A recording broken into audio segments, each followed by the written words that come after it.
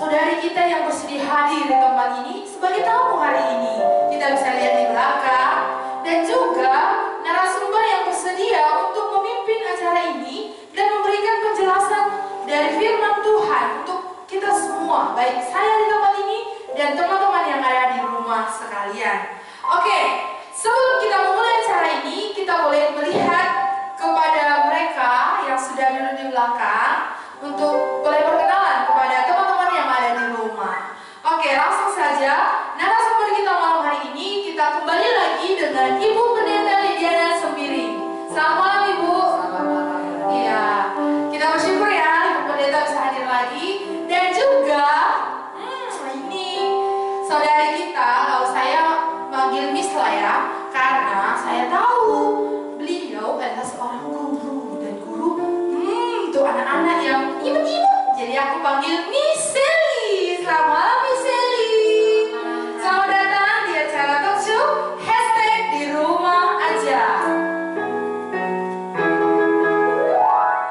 Ya, teman-teman sekalian, malam hari ini sebelum kita masuk kepada topik pembahasan kita, sangat baik kalau kita selalu awali dengan pujian dan doa. Mari kita menyanyikan pujian, apakah kau lelah mencari-cari. Kita nyanyikan bersama pujian ini dengan semangat, dengan sukacita yang daripada Tuhan.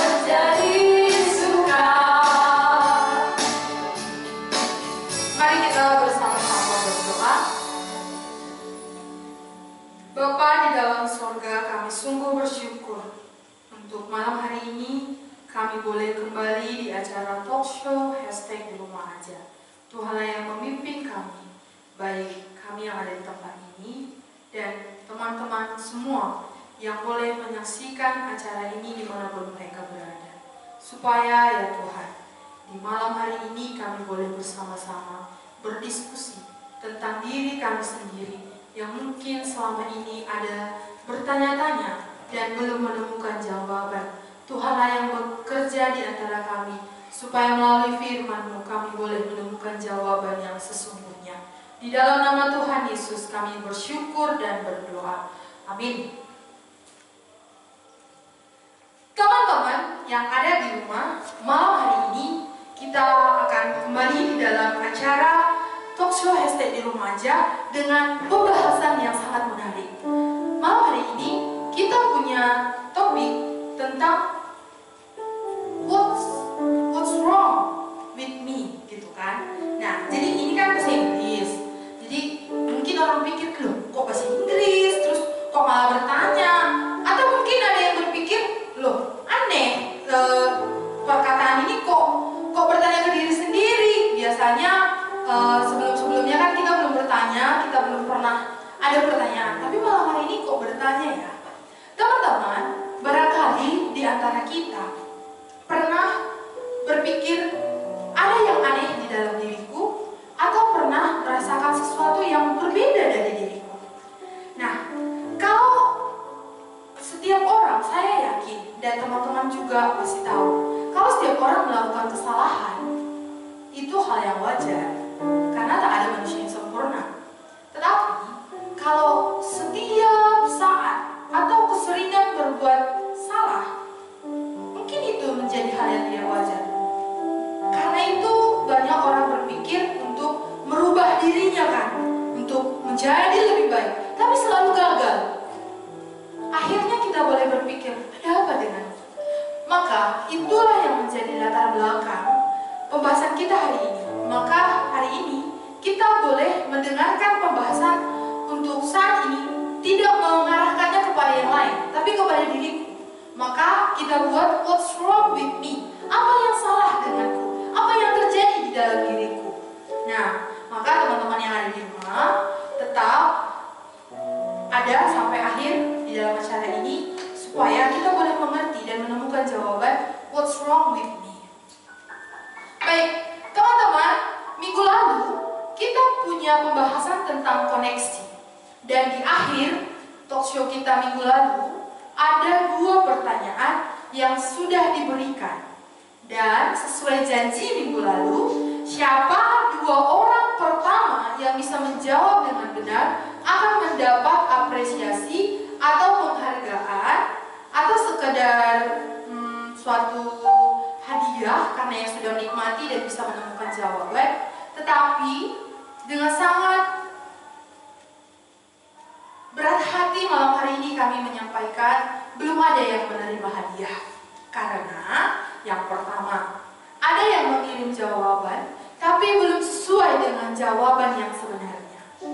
Oleh karena itu, yang sudah mengirim pertanyaan akan kami sampaikan hari ini. Yang sudah mengirim jawaban maksud saya akan kami sampaikan hari ini. Pertanyaan pertama ketika kita di akhir acara minggu lalu, pertanyaan pertama itu, mengapa kita perlu koneksi yang dari Allah? Kan itu pembahasan kita. Jawabannya teman-teman, mengapa kita perlu koneksi dengan Allah?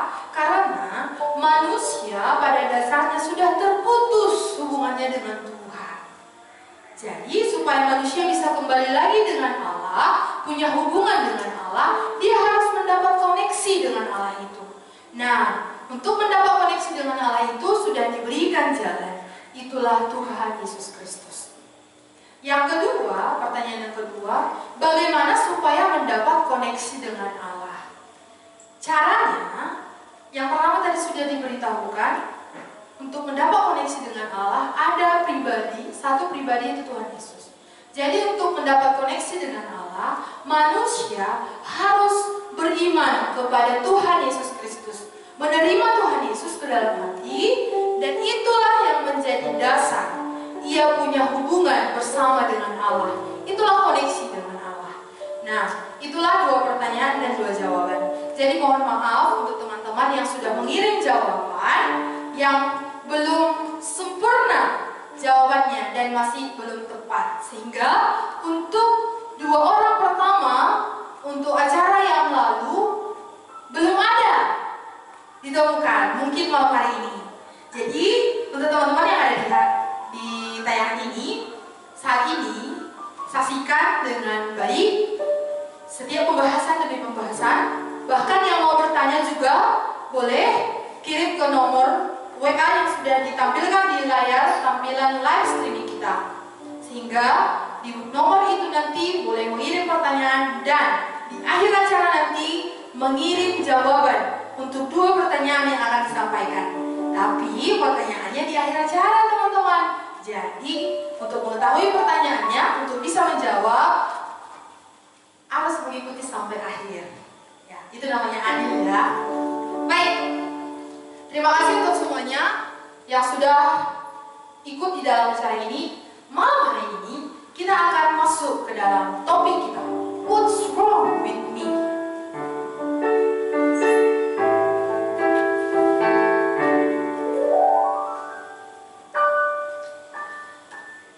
Baik, sebelum mulai, untuk Ibu dan Miss silahkan boleh minum untuk minuman yang sudah disediakan. Miss pakai masker karena saat ini lagi pandemi.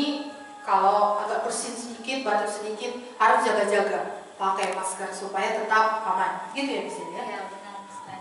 Pakai mainnya, Miss supaya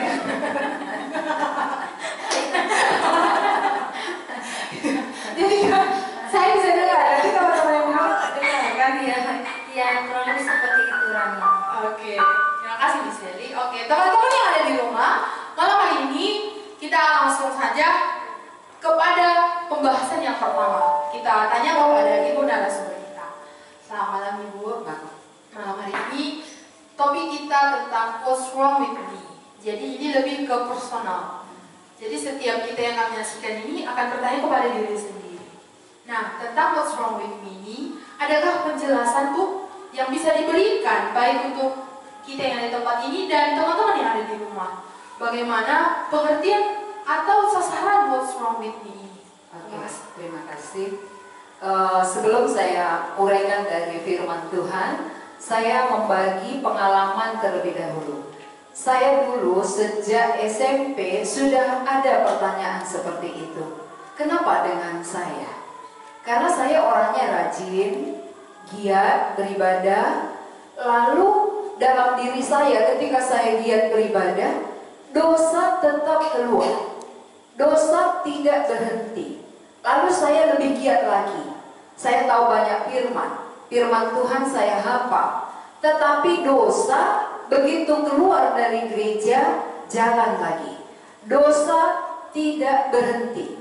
Walaupun saya mengikuti semua kegiatan. Mulai dari kegiatan sekolah minggu, lalu masuk remaja, kegiatan remaja, tapi dosanya nggak pernah berhenti.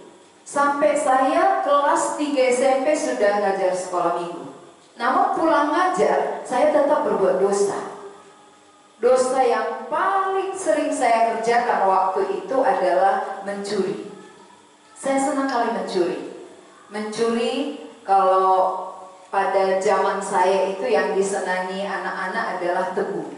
Jadi saya suka mencuri tebu. Caranya pun saya buat cara yang sangat strategi. Orang lain gak dengar. Padahal orangnya ada di situ. Saya potong tebunya sehingga gak kedengaran suaranya. Ini namanya licik. Saya guru sekolah minggu waktu itu. Tapi dosa jalan terus. Maka pertanyaan ini menjadi pertanyaan dalam diri saya. Ada apa dengan saya? Ada apa dengan diri saya? Saya tahu banyak firman, tapi mengapa dosa jalan terus? Saya rajin beribadah, saya mau berbuat baik, tapi kok yang dilakukan adalah dosa dan kejahatan. Akhirnya saya menemukan jawaban dari firman Tuhan yang tertulis dalam Roma pasal 7. Kita bisa baca bersama-sama. Roma pasal 7 ayat 14. Di situ dikatakan, sebab kita tahu bahwa hukum Taurat adalah rohani, tetapi aku bersifat daging, terjual di bawah kuasa dosa. Jadi ketika saya rajin beribadah, saya dengar firman Tuhan, saya hafal ayat-ayat hafalan, itu semua adalah hukum Taurat. Jadi hukum Taurat itu baik tahu, baik hafal, tapi dalam diri saya tidak mampu melakukannya.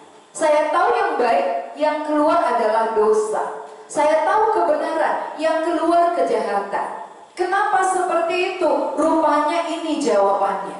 ada dosa yang menguasai. Karena namanya terjual, berarti kalau ada barang kita terjual, ini sudah hak si pembeli. Berarti atas kuasa dia. Kalau jam tangan kita terjual, berarti suka-sukanya. Kalau diri kita terjual, berarti suka-suka dosa. Maka dosa yang menguasai. Dari mana kita tahu dosa menguasai? Itu dari ayat di bawahnya, 15.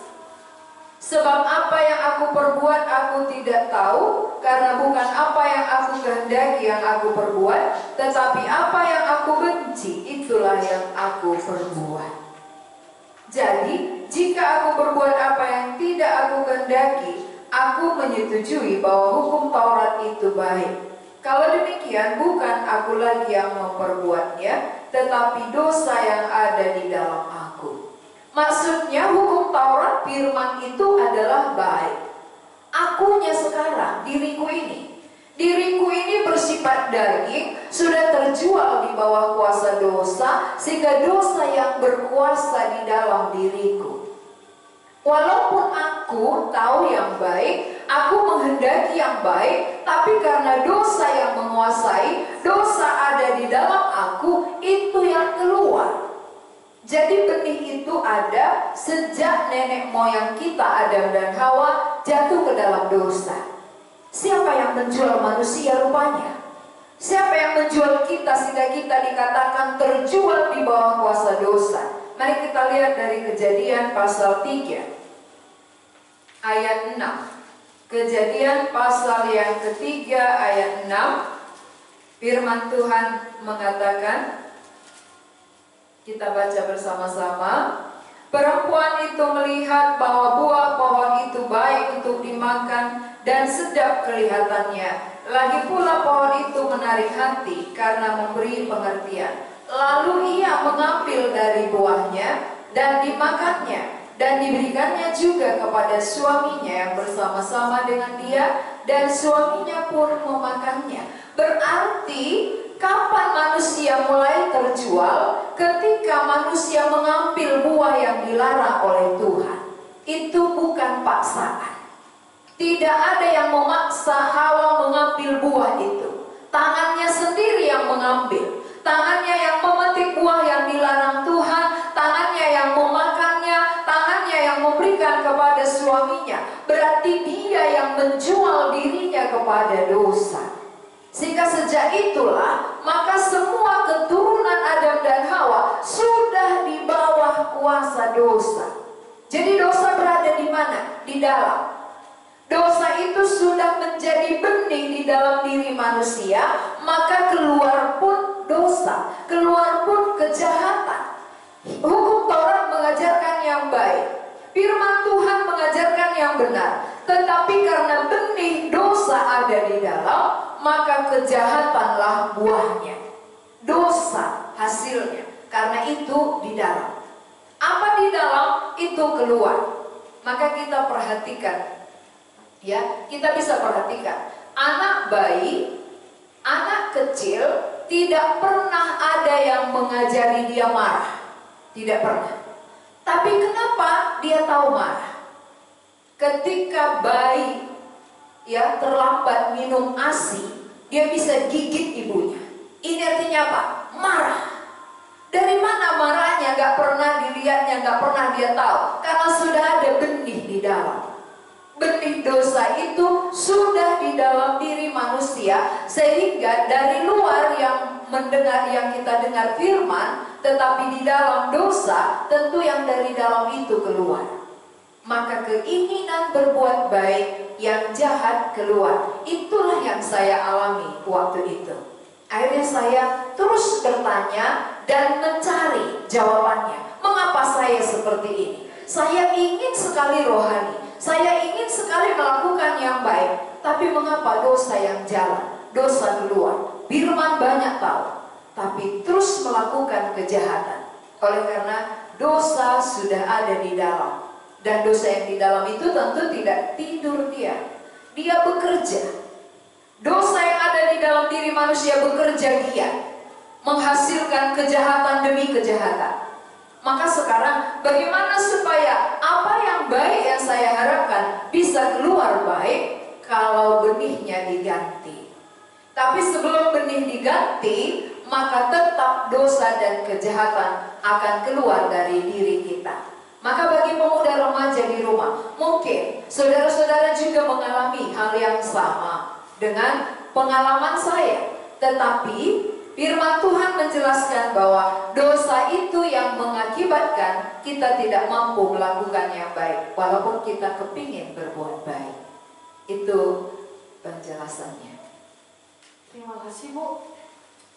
Jadi yang bisa saya mengerti, what's wrong with me, ini tentang apa yang ingin kulakukan. Iya. Yang ku ingin yang baik kok malah yang jahat yang keluar. Jadi ada apa denganku? Seperti itu ya Bu ya. Ya, saya bisa memahami peristiwa yang Ibu jelasin tadi di awal. Ibu sendiri pun pernah mengalaminya. Dan tapi yang sungguh mengagumkan sudah ada jawabannya gitu ya dari firman Tuhan. Iya, dari firman Tuhan. Betul sekali, sehingga bisa menolong saya dan teman-teman yang ada di rumah mungkin yang mengalami ini.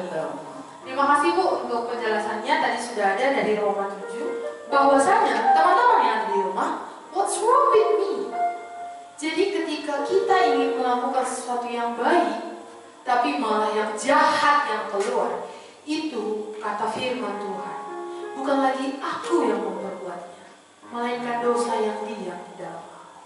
Berarti ada sesuatu yang berdiam di dalam diri kita, itulah satu hal, yaitu dosa. Nah, teman-teman, mungkin masih terlalu singkat untuk bisa kita pahami, tapi sepanjang acara ini kita akan membahas ini. Maka hadir saudara kita yang satu ini, untuk hadir di tempat ini akan memberikan cerita atau pengalaman, atau mungkin setelah pengalaman sesudah dia merasakannya, dia sudah menemukan jawabannya. Maka kita langsung tanya aja kepada saudara kita, yaitu Miss Sally yang cantik. Selamat malam Miss Sally. Selamat malam Miss Rani. Iya. Gimana Miss pakai maskernya? Nyaman?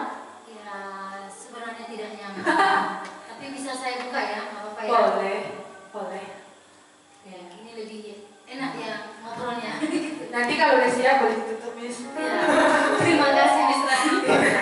Ya, Miss Sally, malam hari ini Miss Sally hadir di tempat ini bisa memberikan cerita. Pernahkah Miss Sally udah mengerti lah ya penjelasan what's wrong with me tadi? Iya. Miss Sally pernah merasakan punya pertanyaan itu di dalam diri Miss Sally? Ya, tentu saja pernah Miss Rani.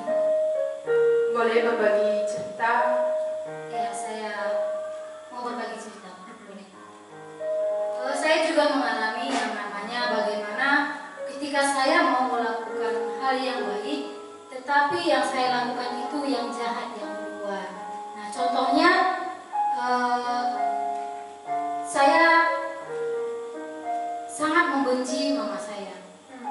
Ya, tapi saya tidak bisa mengampuni dia karena ada satu akar pahit yang tersimpan di dalam hati saya, sehingga itu membuat saya tidak bisa mengampuni dia. Walaupun di dalam kehidupan sehari-hari saya dikenal orang itu baik, tetapi di dalam hati saya ada yang saya benci. Nah, itulah orang yang terdekat saya, itulah keluarga saya sendiri, mama saya sendiri. Saya mempunyai akar yang pahit, sangat pahit di dalam dirinya, sehingga ketika saya melihat dia pun saya tidak suka. Tetapi saya kalau tidak melihat dia, saya mencari dia juga gitu. Tapi ketika melihat dia, saya benci lihat dia. Ingin rasanya saya mau menyelesaikan, udahlah, untuk apa dibahas gitu. Jadi ingin rasanya saya mengampuni dia, tetapi ketika melihat wajahnya, saya tidak bisa mencerani. Kira-kira seperti itu yang saya alami. Dan itu membuat suatu pertanyaan yang besar dalam diri saya. Ada apa dengan diriku? Mengapa ini bisa terjadi? Ya, kira-kira seperti itu misalnya yang saya alami. Wow, dalam ini ya, akar yang pahit. Sepahit apa, Miss? Gak terceritakan. Mungkin tidak terceritakan. Saya pernah minum airnya daun sirih merah, itu sangat pahit. Mungkin lebih pahit dari situ ya. Ya, lebih lebih pahit lagi. Terceritakan juga bisa. Latar katakan. Oh gitu masa Ya, karannya. gitu masa karannya. Oh sebelum kita bahas itu Michelle boleh lah. What's wrong with me itu kan dalam bahasa Inggris. Ya. Mana tahu ada teman-teman pemuda dan remaja orang Karo nih yang nonton. Gimana cara bahasa Karo bilang what's wrong with me? Kalau bahasa Karonya what's wrong with me? Iya. Engkai maka aku bagi. Nah, gitu lah dia. Coba lagi bilang Michelle, engkai maka Engkai maka aku bagi. engkai maka aku bagi gitu. Atau lebih tepatnya lagi misalnya begini. Kai terjadi bas aku. Nah, gitu lah. Kai terjadi bas aku. Lebih bahasanya dari bahasa Inggris what's wrong with me gampang. Kai terjadi bas aku ya agak sulit. Oke lah, itu hanya iklan saja supaya akar yang pahit tadi terlupakan. Begitu ya Mas? Ya, seperti itu Pak. Saya rasa begitu jawabannya. Tapi oke, gitu ya Michelle ya. Jadi sebenarnya hati Michelle ingin ya mengampuni dia gitu ya. Tapi Iya. kok malah membenci. Iya. Dalam hati ya udahlah selesai aja, udah pengen gitu. Tapi ketika dia gitu ya. Iya, misalnya. Iya. Itulah proses, itulah pengalaman yang dialami oleh Michelle teman-teman. Apakah teman-teman yang ada di rumah pernah merasakannya ingin mengampuni seseorang yang menyakiti hati kita, tapi ketika nggak dia mukanya, iyalah aku mau mengampuni dia. Tapi ketika dia mukanya, nggak bisa. Pernahkah mengalami itu? Hari ini Michelle cerita bahwa Michelle pernah mengalaminya. Sehingga itulah yang membuat, loh aku kok begini ya? Apa yang terjadi dalam diriku? Gitu ya Michelle ya. Iya, misalnya. Jadi proses itu terjadi lama ya Michelle ya? Sangat lama. Sangat lama. Iya. Dan itu sudah mulai aku umur 3 tahun misalnya. Ada akar yang pahit itu? Iya. Wow. Itu mulai terasa bagiku karena pada saat itu aku merasakan hal yang tidak pernah aku inginkan sama sekali ya. Iya. Betul-betul menyakiti hatiku. Dan bahkan menyakiti orang-orang sekitarku, bukan hanya aku, tapi yang lebih parahnya lagi memang ya akulah yang sangat tersakiti dari diantara saudara-saudaraku. Kurang lebih seperti itu dia. Iya. Jadi ketika pengalaman itu terjadi dengan what's wrong with me ini, apakah sudah ketemu jawabannya? Misalnya yang mengerti, aku kok begini ya? Ya, tentu saja sudah ketemu. Sudah ya? Iya. Boleh Michelle cerita kira-kira gimana akhirnya Michelle bisa ketemu dari jawaban what's wrong with me ini? Boleh ya Miss? Ya, boleh. Boleh, tapi tunggu dulu. Kita masuk dulu ke pertanyaan teman-teman yang sudah masuk, teman-teman yang dari rumah. Nah, setelah nanti pertanyaan ini kita dengar lagi cerita dari Michelle. Nah, kita masuk ke pertanyaan yang pertama. Kita akan jawab pertanyaan dari teman-teman yang ada di rumah, Bu. Ini ada dari peserta setia, saya rasa ini, Rahel Sondang, yang banyak ingin tahu tentang kebenaran. Itu adalah hal yang sangat positif. Nah, pertanyaan yang pertama, Bu, bagaimana cara mengevaluasi diri dalam iman yang benar dan bagaimana cara menyadari ada perubahan dalam diri? Ya, itu pertanyaan. Terima kasih untuk pertanyaannya. Bagaimana cara mengevaluasi iman? Ya, tentu kalau kita evaluasi, pertama dulu sudah ada iman, baru bisa evaluasi. Kalau imannya belum ada, bagaimana mengevaluasinya?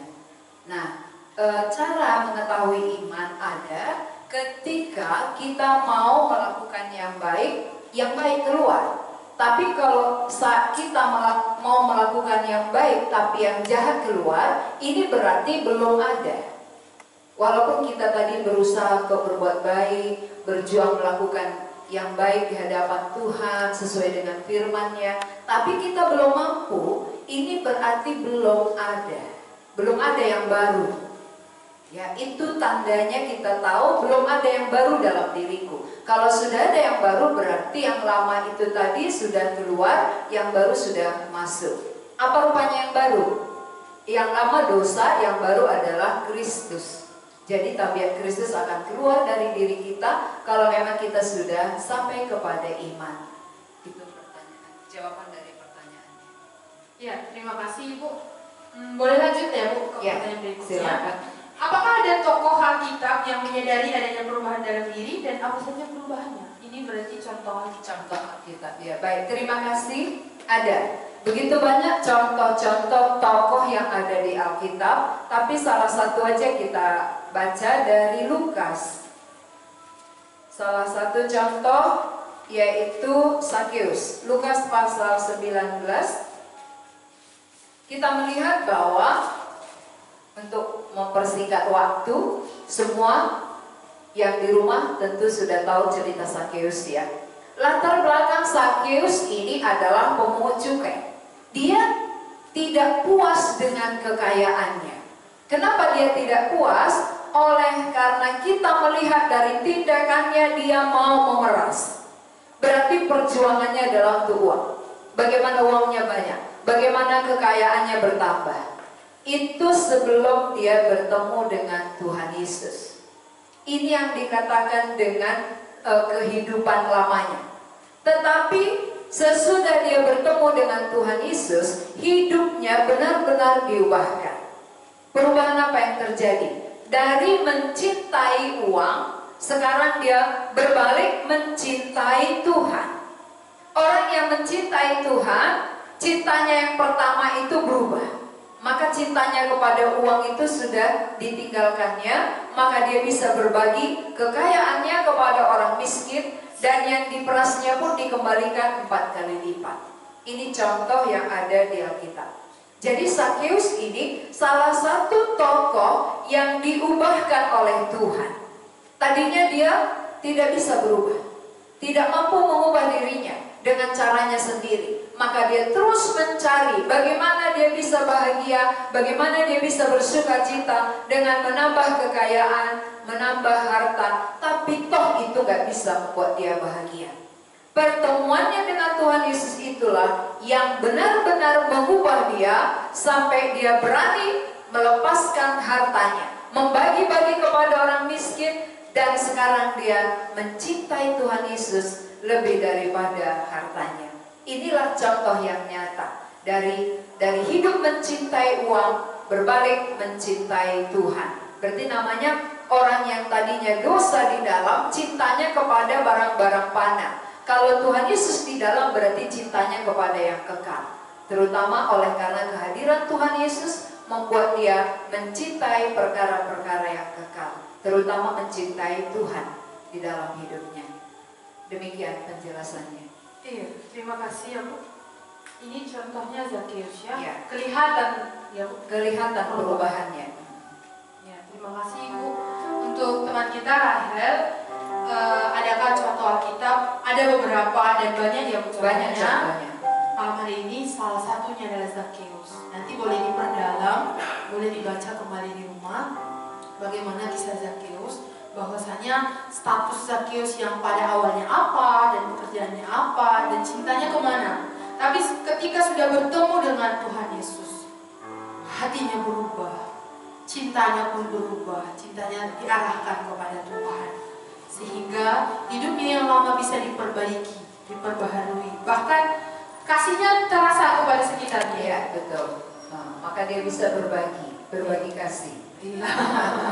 Iya, betul sekali. Sangat ajaib segala pekerjaan Tuhan.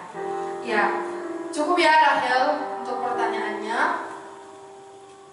Untuk teman-teman yang sudah bertanya juga, kita akan jawab. Sebelumnya kita dengar lagi cerita dari Miss Yeli. Lanjutan cerita yang tadi. Kalau tadi boleh, kalau untuk cerita boleh buka bisa. Biar lebih nyaman sedikit.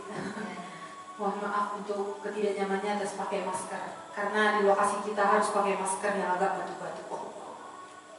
Gitu ya Miss ya? Iya. Saya tegar kali Miss Heli. Oke, Miss Heli tadi udah cerita tentang what's wrong with me.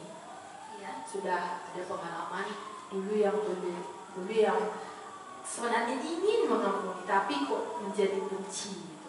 Dan ada akar yang pahit yang terjadi, dan sudah ada ketemu jawabannya tadi ya Miss. Iya. boleh nggak sih Miss Sally cerita bagaimana akhirnya Miss Sally tahu apa yang terjadi dalam diri Miss Sally? Iya, boleh. Iya. Setelah saya menyadari bahwa apa yang ingin saya lakukan yang baik tetapi keluar yang jahat, ketika muncul satu pertanyaan di dalam diri saya, apa yang terjadi dalam diri saya? What's wrong with me? Boleh juga dalam bahasa Kalonya, Miss. Ya, bahasa Karo juga ya. Kai mataku bagi. Itu dia pertanyaan dalam diri saya. Saya sadar bahwa seperti yang firman Tuhan katakan tadi, apa yang tidak aku inginkan, apa yang aku inginkan yang baik yang aku lakukan, tapi tidak itu yang keluar, itu karena dosa yang diam di dalam diri saya. Dosa itulah yang membuat saya sangat membenci mama saya. Dan saya tidak bisa mengampuni dia. Walaupun di dalam hati saya ingin sekali mengampuni dia. Tetapi tidak bisa saya lakukan. Karena saya di bawah tawanan hukum dosa. Saya sudah ditawan oleh dosa itu. Sayalah orang berdosa itu. Dan saya tidak bisa mengampuni mama saya pada saat itu. Dan itu sangat lama sudah terjadi yang saya rasakan akar pahit itu. Dan itulah jawabannya Misrani. Karena dosa itulah saya sendiri pun menderita di dalam keluarga, terlebih melihat orang yang saya kasihi pun saya tidak bisa mengasihi dia. Iya, karena saya orang berdosa. Berarti jawabannya karena dosa itu ya, Miss ya? Iya, Misrani. Jadi kenapa ini terjadi dalam diriku ternyata karena dosa.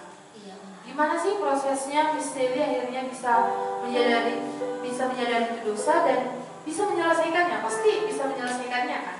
Iya, bisa Misrani. Gimana sih ceritanya, Miss? Iya. Ketika saya menyadari saya adalah orang berdosa, saya tertarik ketika ada firman Tuhan yang membukakan itu bagi saya, bahwa saya adalah orang yang berdosa, yang dikuasai oleh dosa, yang membuat hidup saya menderita. Dan ketika itu saya mencari Tuhan, saya mau mengenal Tuhan, karena hanya Tuhanlah yang bisa mampu melepaskan saya. Hanya Dia, tidak ada yang lain. Sebab tadi firman Tuhan katakan juga, hanya Kristus yang mampu melepaskan saya. Nah, dan pada saat itu saya terus belajar firman Tuhan, saya mengenal Tuhan, dan pada akhirnya saya mengerti bahwa hanya Tuhan jalan, hanya Tuhanlah yang mampu melepaskan saya, dan Dia jugalah yang akan mampu memberikan saya kebahagiaan itu misalnya. Sekalipun pada saat itu saya sangat membenci mama saya. Nah, ketika Allah berbicara bagi saya secara pribadi, saya menyambut Dia di dalam hati saya. Dia berkata, akulah jalan dan kebenaran dan hidup. Tidak ada seorang pun yang datang kepada Bapa kalau tidak melalui aku. Dan itu sangat dalam bagiku misalnya. Sebab bukan hanya jalan kepada surga itu Tuhan sediakan, tapi Dia juga memberi jalan bagiku. Ketika Dia hadir di dalam hidupku, aku bisa mengampuni orang yang sangat aku benci misalnya. Kehadirannya lah yang bisa mengubahkan aku. Yang aku tadinya seorang yang munafik, yang tadi aku mempoles diriku seorang yang baik di luar, tetapi di dalam ada dendam yang berkarat. Iya, ada dendam dendam yang berkarat kepada orang yang sangat dekat. Tetapi oleh karena kehadiran Kristuslah yang mengubahkan aku, sehingga aku mampu mengampuni mamaku. Dan pada saat itu,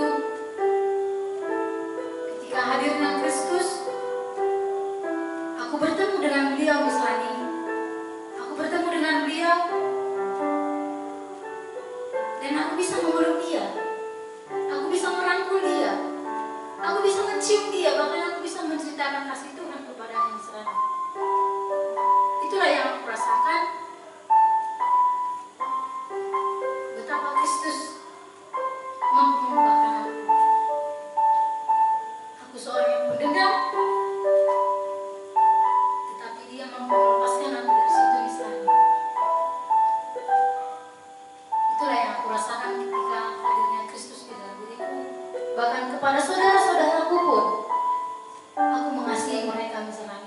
Aku sangat mengasihi mereka, dan aku juga rindu mereka bisa merasakan apa yang aku rasakan saat ini. Terima kasih misalnya. Iya, gitu ya Miss ya. Jadi tak ada yang bisa membebaskan Miss ini dari rasa benci itu kalau bukan pribadi Kristus itu ya.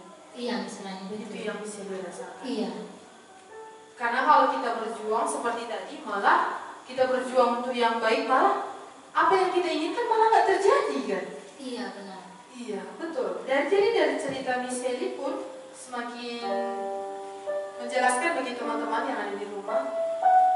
Miss Sally pernah mengalami rasa benci yang sebenarnya dia ingin mengasihi. Tapi karena dosa itu membuat dia jadinya membenci. Nah, ketika dia mengerti firman Tuhan bahwa bukan dirinya yang bisa memperbaharui itu.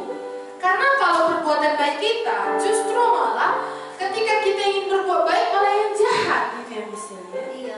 Jadi memang pribadi Kristus itu untuk mengatasi what's wrong with me. Jadi teman-teman yang ada di rumah, kalau masih bingung, kalau masih bertanya what's wrong with me, lewat topik kita malam hari ini, kiranya bisa terjawab. Dan dari cerita misalnya, kiranya bisa menolong. Atau barangkali ada dari antara teman-teman yang di rumah pernah mengalami hal yang sama dengan Miss Sally.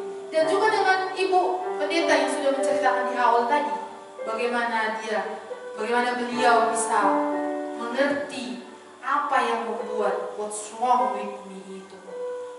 Oke, teman-teman yang ada di rumah, kita sudah mendengar cerita dari Miss Sally. Jawabannya Kristus gitu ya Miss ya. Iya, hanya Kristus misalnya. Nggak ada yang lain.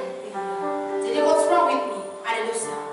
Dan jalan keluarnya itu Kristus. Itu yang sudah dialami oleh Miss Sally. Baik, teman-teman, kita akan menjawab pertanyaan dari teman yang ada di rumah juga.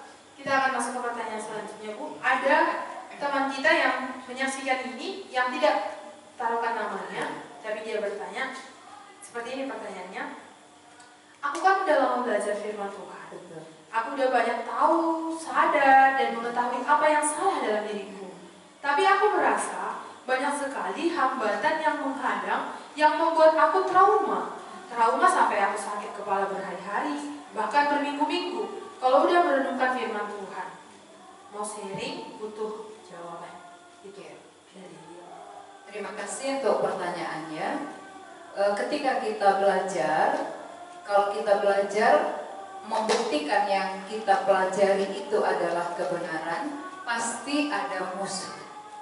Kenapa setiap kali orang serius membaca, merenungkan firman Tuhan, ada hambatan, ada rintangan, ada tantangan, karena musuh tidak setuju. Karena ini sehubungan dengan dosa tadi di dalam, berarti dosa itu ada oknum di balik dosa itu. Itu kegelapan iblis. Berarti iblis nggak setuju kalau kita lepas dari dosa. Yang bisa melepaskan kita dari dosa tentu Tuhan. Bagaimana kita bisa menerima Tuhan? Dari pendengaran akan firman. Ketika kita renungkan. Tapi saat kita merenungkan firman Tuhan, iblis sebagai musuh tidak setuju dan dia menghambat. Nah, ketika dia menghambat, bagaimana reaksi kita? Bagaimana strategi kita untuk mengalahkan hambatan itu? Kita tahu ya cerita tentang orang lumpuh. Orang lumpuh itu tentu harus digotong.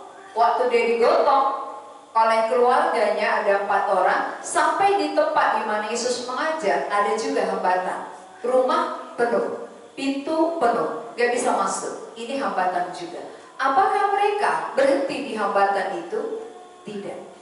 Hati yang benar-benar rindu akan menerobos rintangan. Dengan cara bagaimana? Dia buka atap, dia turunkan ke bawah. Ini salah satu cara dia boleh bertemu dengan Tuhan Yesus. Dan hati yang seperti itu tidak pernah dilewatkan oleh Tuhan Yesus. Dari Sakeus tadi juga ya jelas. Sakeus waktu dia mau bertemu dengan Tuhan Yesus ada hambatan. Hambatannya orang banyak. Orang banyak semua tinggi-tinggi. Sakeus pendek. Dia gak bisa melihat. Tapi ada strategi. Dia berlari mendahului orang banyak. Itu pun belum melihat. Dia panjat pohon. Maka Tuhan melihat hatinya rindu. Maka Tuhan Yesus katakan, "Hai Sakeus, turun. Aku mau menumpang di rumahmu." Orang lumpuh juga demikian. Ketika diturunkan dari atas atap rumah, bertemu dengan Tuhan Yesus, Tuhan Yesus katakan, "Hai anakku, dosamu sudah diampuni." Hati yang rindu tidak memperdulikan rintangan dan hambatan. Walaupun mungkin ketika saudara merenung pusing kepala, tidak akan mati. Gak usah takut. Tidak akan bisa mati. Tuhan ada. Tuhan pasti menolong. Dan Tuhan melihat sejauh mana kita rindu mendapatkan keselamatan. Sejauh mana kita berjuang untuk bertemu dengan Tuhan Yesus. Apakah dengan ada hambatan dari kegelapan kita berhenti?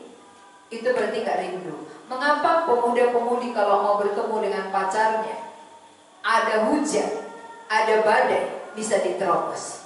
Karena rindunya. Jadi kalau kita katakan aku rindu Tuhan, tapi sedikit aja hambatan rintangan kita berhenti, malah kita jenuh. Ini bukan rindu namanya. Orang rindu itu semua hambatan dia akan terobos. Karena kerinduannya lebih besar daripada rintangan dan hambatan itu. Itulah jawabannya. Iya, terima kasih Bu. Jadi butuh perjuangan. Butuh perjuangan dari diri kita. Iya, terima kasih Bu. Untuk teman yang di rumah yang sudah mendapatkan jawaban, satu yang penting, seandainya pun ketika merenung sakit kepala, tapi itu tidak akan membawa mati, gitu ya Bu ya. Karena Tuhan ada. Jadi jangan takut, jangan takut. Open your Bible, read your Bible, dan tetap berjuang untuk mendapatkan keselamatan itu. Baik, saya rasa boleh satu lagi Bu pertanyaan, dan Silakan. ini bisa menjadi pertanyaan penutup untuk juga Ibu bisa membuat kesimpulan. Mengapa ya saya tidak juga merasa puas dengan diri saya, padahal banyak orang yang bilang saya multitalenta, kemampuan saya sangat mengagumkan, banyak orang yang ingin seperti saya, tapi saya pribadi kok masih merasa hampa ya, kayak masih ada yang kurang gitu. Itulah pertanyaannya, boleh diberi. Baik, terima kasih untuk pertanyaannya. Kita bisa kembali ke kejadian tadi. Kapan mulai ada kehampaan? Kapan mulai terasa kurang? Itu dari pasal 3 juga ayat 7-nya. Pasal 3 Kejadian, pasal yang ketiga ayat 7. Ini awal manusia merasa kurang. Mari kita baca Kejadian 3 ayat 7. Maka terbukalah mata mereka berdua, dan mereka tahu bahwa mereka telanjang. Lalu mereka menyemat daun pohon ara dan membuat cawan. Tadinya mereka telanjang, tidak merasa kurang, karena Allah hadir. Tapi begitu mereka menjual diri mereka kepada dosa, sejak itulah mereka merasa ada kurang. Tadi gak punya apa-apa, gak punya rumah, gak punya baju, gak punya segalanya, tapi Allah hadir cukup. Sekarang kenapa dalam pertanyaan tadi saudara banyak talenta ya, multi talenta, tapi merasa kosong, hampa? Berarti kekurangannya di mana? Tinggal satu lagi. Allah hadir. Itu yang memberi kecukupan. Bagaimanapun banyaknya talenta yang saudara miliki, Tanpa kehadiran Allah di dalam hidup saudara, saudara tidak akan pernah merasa puas. Karena yang bisa memuaskan di dalam batin kita adalah Allah pemilik hidup kita. Jadi sebelum Allah pemilik hidup hadir, maka kita akan terus merasa kurang. Sudah banyak pun kurang. Tidak pernah ada kepuasan. Jadi ini menjadi jawaban yang sangat jelas bahwa mengapa para pemuda dan remaja senantiasa merasa kurang dalam hidupnya, karena satu hal yang paling penting ini belum dimiliki. Allah hadir. Kalaupun semua kita punya, semua talenta ada pada kita, itu tidak bisa mengisi kekosongan, kehampaan di dalam diri manusia. Hanya Allah pemiliklah yang bisa mengisinya. Maka sebelum mereka jatuh ke dalam dosa, mereka tidak merasa kurang apa-apa. Walaupun gak pakai baju, gak malu, gak punya rumah, gak kedinginan. Karena Allah itu cukup. Jadi yang saudara butuhkan kepada yang bertanya ini tadi, Allah hadir, itu akan mengisi kekosongan hati saudara. Itu akan mengisi kehampaan saudara. Itu yang memuaskan dahaga jiwa saudara. Terima kasih. Terima kasih Bu untuk jawabannya. Jadi orang yang merasa kurang, dia butuh kehadiran Allah. Iya, betul. Lalu perlu disimpulkan? Iya Bu. Silakan Bu. Karena tadi dari Roma itu sepertinya tanggung ya, belum ada kesimpulannya. Nah, kesimpulan daripada Roma 7 tadi, itu dosa di dalam. Yang sanggup mengeluarkan dosa itu siapa? Persoalan kita sekarang adalah bukan baik tidak baiknya kita, tetapi selama dosa di dalam, maka itu pasti keluar. Pasti dosa juga keluar. Jadi yang sanggup mengeluarkan dosa dari diri kita, tak ada satu manusia pun yang bisa. Maka bagian kita adalah melihat siapa yang mengeluarkan. Itu dari ayat 25. Syukur kepada Allah oleh Yesus Kristus Tuhan kita. Jadi benih dosa yang ada di dalam, yang sanggup mengeluarkannya adalah Yesus Kristus. Melalui apa dia keluarkan dosa itu? Melalui kematiannya di kayu salib. Lewat pengorbanannya, dosa kita bisa diampuni. Sehingga ketika dosa diampuni, maka dosa akan keluar. Dosa tidak akan pernah keluar sebelum diampuni oleh Tuhan Yesus. Tapi setiap orang yang dosanya sudah diampuni, dosanya keluar, Kristus masuk, maka kalau Kristus ada di dalam, tabiatnya juga keluar dari dalam hati kita. Maka perhatikan, orang yang sudah menerima pribadi Yesus, hidupnya diubahkan. Dosanya keluar, dia mampu mengalahkan dosa, dan dia senang melakukan kehendak Tuhan. Jadi bagian kita adalah bagaimana aku bisa lepas dari keadaanku sekarang ini, dari situasiku seperti sekarang ini yang aku sendiri tidak mengerti. Hanya satu jawabannya, Kristus hadir. Dengan kehadiran Kristus membuat dosa keluar, dan ketika kita menghendaki yang baik, pasti yang baik itu bisa keluar dari diri kita. Inilah yang menjadi kesimpulannya. Terima kasih. Baik, terima kasih Bu untuk kesimpulan yang boleh diberikan kepada kita. Teman-teman yang ada di rumah, what's wrong with me? Sudah terjawab. Apa yang terjadi di dalam diriku, atau apa yang salah terhadap diriku, semua yang terjadi di dalam hidup kita, sumbernya, akar persoalannya adalah dosa. Jadi, untuk segala sesuatu yang bisa kita alami dalam hidup ini, ketika kita ingin berbuat baik, malah yang jahat yang keluar. Itu karena kita punya akar persoalan, yaitu dosa. Dan jawabannya sudah diberikan oleh Allah itu sendiri. Jalan keluarnya sudah diberikan, yaitu Yesus Kristus. Baik teman-teman yang ada di rumah, demikianlah penjelasan dari tema kita hari ini. Demikianlah diskusi kita dari setiap pertanyaan-pertanyaan yang sudah datang untuk malam hari ini. Untuk teman-teman yang sudah mengirim pertanyaan, terima kasih untuk partisipasinya. Dan yang belum terjawab, boleh kami memohon maaf dan Kiranya di lain waktu, di kesempatan yang ada, untuk waktu-waktu yang akan datang, boleh kita berdiskusi bersama untuk pertanyaan yang belum terjawab malam hari ini. Terima kasih semuanya. Terima kasih untuk Ibu sebagai narasumber. Terima kasih untuk Miss Cantik, Miss Sally yang bisa hadir malam hari ini. Ya, terima kasih Miss Rani. Bahasa Karo bilang terima kasih banyak di mana, Miss? Bujur melala Miss Rani. Bujur melala. Tapi Miss Sally orang Karo, tapi kayak nampak bukan orang Karo ya teman-teman ya. Itulah dia hebatnya Tuhan yang menciptakan kita semua. Miss, yakin orang Karo? Ya, saya orang Karo Miss Rani. Mana tahu di luar sana dia bilang enggak gitu. Ya mungkin orang melihat saya mirip orang India kali ya Miss Rani. Gitu ya. Atau Miss Rani juga seperti itu. Ya, mungkin dia begitu. Oke lah. Terima kasih untuk semuanya. Untuk menutup malam hari ini, kita akan bernyanyi bersama. Apakah kau lelah mencari-cari? Nanti setelah ujian ini, kita akan ditutup dalam doa oleh Ibu Pendeta sebagai narasumber kita malam hari ini.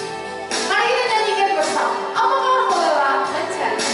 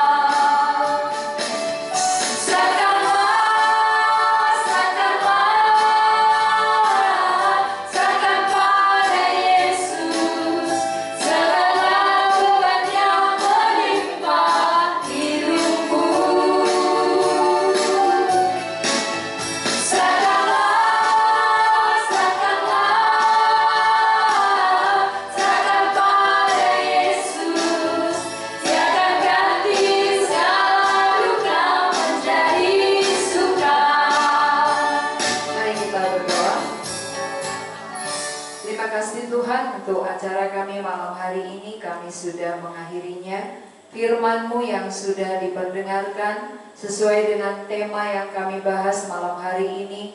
Biarlah Tuhan yang meneruskannya di dalam hati setiap pendengar, supaya mereka menyadari betapa pentingnya kehadiran Kristus di dalam hidup mereka. Karena ketika Engkau hadir, itulah yang mengisi kekosongan mereka. Itu yang dapat mengubah hidup mereka dan yang memampukan untuk berhenti berbuat dosa. Sehingga apa yang mereka inginkan melakukan yang baik, itu juga yang akan keluar. Karena dosa itu sudah diselesaikan oleh Tuhan Yesus. Terima kasih Tuhan, kami bersyukur untuk acara ini. Kami bersyukur untuk kehadiran Tuhan memimpin dan memberkati kami. Damai sejahtera-Mu lah yang memimpin seluruh pendengar yang akan merenungkan perkataan-Mu ini. Bagi setiap telinga yang mendengar, hati yang selama ini belum menemukan jawaban, supaya malam hari ini mereka tahu bahwa Engkau-lah jawaban atas pertanyaan mereka. Terima kasih Tuhan, kami memuji Engkau Allah kami yang sudah bekerja di tengah-tengah kami dan di dalam acara ini. Dalam nama Tuhan Yesus kami berdoa. Amin. Teman-teman yang ada di rumah, acara kita sudah berakhir. Namun sebelumnya, kami kembali mengingatkan ada 2 pertanyaan untuk boleh dijawab. Dan pertanyaan ini yang bisa menjawab mendapat hadiah pulsa sebesar 50.000 per orang. Pertanyaannya sesuai topik kita malam hari ini. Yang pertama, boleh dicatat ya. Yang pertama, mengapa ketika kita ingin berbuat baik, malah yang jahat yang keluar? Itu yang pertama. Yang kedua, bagaimana jalan keluarnya? Itu pertanyaan yang bisa disampaikan malam hari ini. Boleh dikirim jawabannya ke nomor WA yang sudah diterangkan di dalam layar tampilan live streaming kita. Yang bisa menjawab 2 orang pertama akan mendapat hadiah sebagai apresiasi untuk yang boleh bergabung di dalam acara ini. Terima kasih semuanya. Kembali kami ingatkan, tetap tenang di dalam kesulitan